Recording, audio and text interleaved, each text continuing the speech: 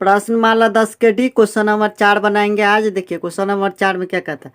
बाजार मूल्य 450 रुपया है पर अब्दुल सरफराज ने 300 शेयर खरीदे। कितना खरीदे? 300 शेयर। बाजार मूल्य कितना है? एक शेयर का बाजार मूल्य 450, 300 शेयर खरीदे। यदि दलाली 1% हो तो इस खरीदारी में उन्हें कितना खर्च करना पड़ा। देखिए बाजार मूल्य 450 रुपया है, 300 शेयर खरीदा, दलाली 1% है, मतलब कि 100 रुपया में 1 रुपया वो दलाली ले लेगा। चलिए इसको हम बोर्ड पे बनाते हैं।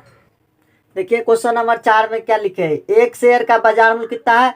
450 रुपया। बाजार मूल्य जो है वो एक शेयर का बाजार मूल्य है। और कितना शेयर खरीदा है उसने? 300 शेयर खरीदा। तो यहाँ लिखेंगे 300 शेयरों का बाजार मूल्य। 300 शेयरों का बाजार मूल्य। एक शेयर का बाजार मूल्य 450 रुपया है, तो 300 शेयर का बाजार मूल्य कितना हो जाएगा?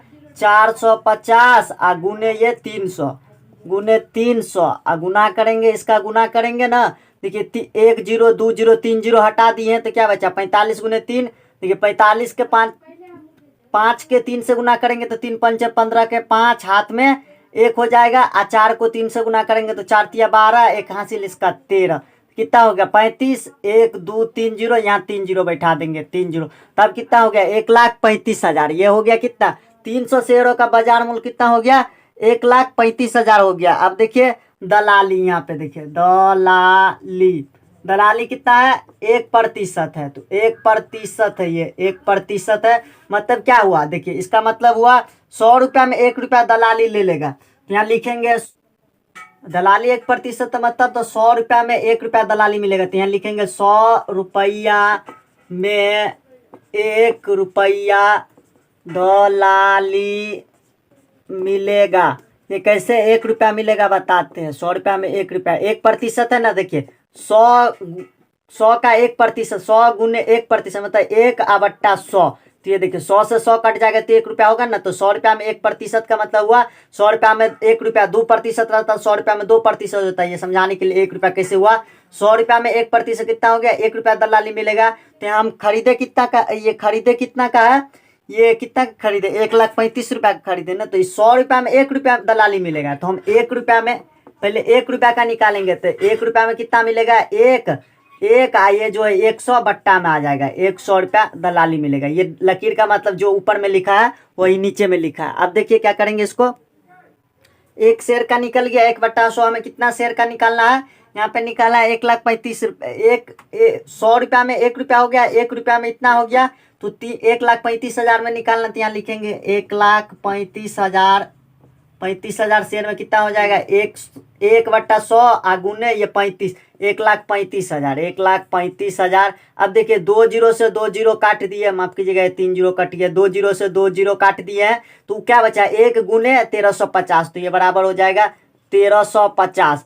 1,35,000 रुपया में कितना दलाली मिलेगा? 1350।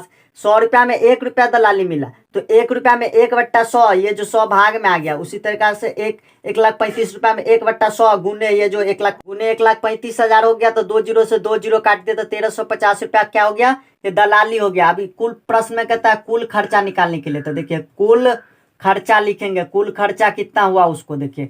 शेयर कितना का खरीदा? ये 1,35,000 का। एक शेयर का बाजार मूल्य था 450, 300 शेयर खरीदे तो 300, 450 को 300 गुना कर दिए तो ये 1,35,000 में खरीदा। तो यहाँ 1,35,000 रुपया। तो ये इसको ये बाजार मूल्य लगा प्लस दलाली लगा। तो दलाली कितना लगा? 1,350 रुपया।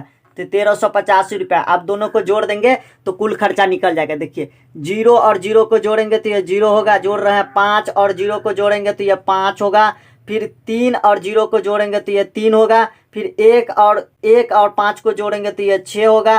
फिर इधर क्या बचा? 1 और 3 बचा थे, 3 और 1 लिख देंगे। 1 और 3 बचा था, लिख देंगे। कितना हो गया?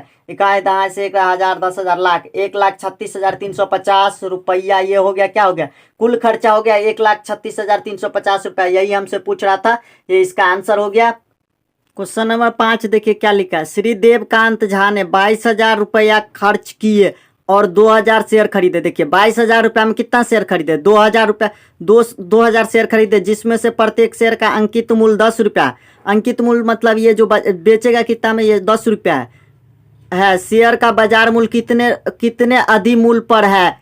यदि प्रत्येक शेयर पर लाभांश 1 रुपया हो तो कुल शेयरों से श्रीकांत झा को, यहाँ जो श्री झा लिखा ना मतलब इसमें कांत छुपा है, श्रीकांत झा की आमदनी ज्ञात कीजिए। चलिए इसको हम बोर्ड पे बना लेते हैं। देखिए क्वेश्चन नंबर 5 यहाँ लिखेंगे लागत।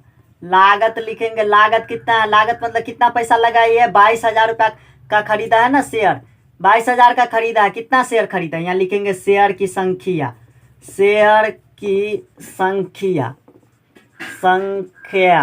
शेयर की संख्या हो गया कितना, 2,000 शेयर खरीदा ना, 2,000 शेयर खरीदा। कितना में खरीदा, 22,000 रुपया में कितना, 2,000 शेयर खरीदा। तो एक शेयर का दाम कितना है ये हमें पता, पहले पता करेंगे। तो लिखेंगे प्रत्येक, यहाँ लिखेंगे प्रत्येक, प्रत्येक मतलब एक हो जाता है, प्रत्येक शेयर का बाजार मूल्य, यहाँ लिखेंगे प्रत्येक शेयर का बाजार मूल्य, बाजार मूल्य, बाजार मूल्य।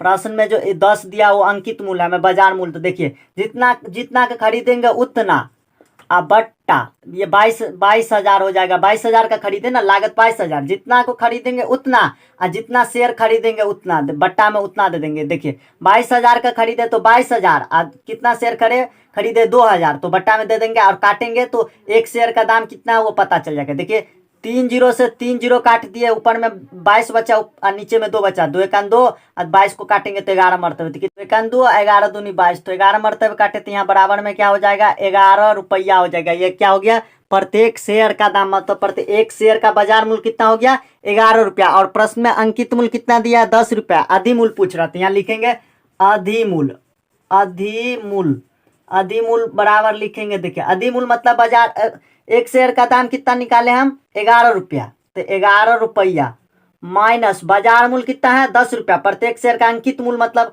अंक, ये हो गया बाजार मूल्य, अधिमूल्य मतलब 11 रुपया बाजार मूल्य है, अंकित मूल्य कितना है 10 रुपया। तो घटा देंगे बाजार मूल्य माइनस अंकित मूल्य कर देंगे तो बराबर क्या निकलेगा, 1 रुपया। ये क्या हो गया, अधिमूल्य हो गया, ज्यादा हो गया। अधिमूल्य मतलब कितना मूल्य ज्यादा है, तो अधिमूल्य 1 रुपया ज्यादा निकल गया। अब यहाँ पे लिखेंगे एक शेयर पर लाभांश, उसे लाभांश, एक शेयर पे लाभ कितना होता है, तो एक शेयर पर लाभांश, लाभांश, एक शेयर पे लाभांश 1 रुपया हो जाएगा लाभांश, क्योंकि प्रश्न में कहता है प्रत्येक शेयर पे लाभांश 1 रुपया हो तो प्रत्येक मतलब एक शेयर पे लाभांश कितना होगा, 1 रुपया। तो यहाँ पे हमें कितना शेयर है, 2,000 शेयर है ना, तो यहाँ लिखेंगे हम 2,000 शेयर पे लाभांश। तो यहाँ 2,000, ये 2,000 है शेयरों, ये शेयरों होगा कि देखिए एक रहेगा तो शेयर लिखेंगे, एक से ज्यादा रहेगा तो शेयरों लिखेंगे। शेयरों पर लाभांश,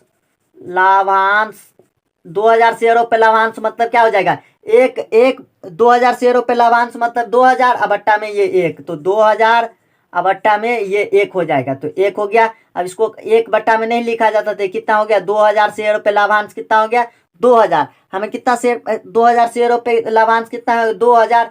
एक शेयर पे लाभांश हुआ 1 रुपया, तो 2,000 शेयरों पे 2,000 लाभांश हो गया। हमें क्या निकालना है, कुल आमदनी निकालना। तो यहाँ लिखेंगे अतः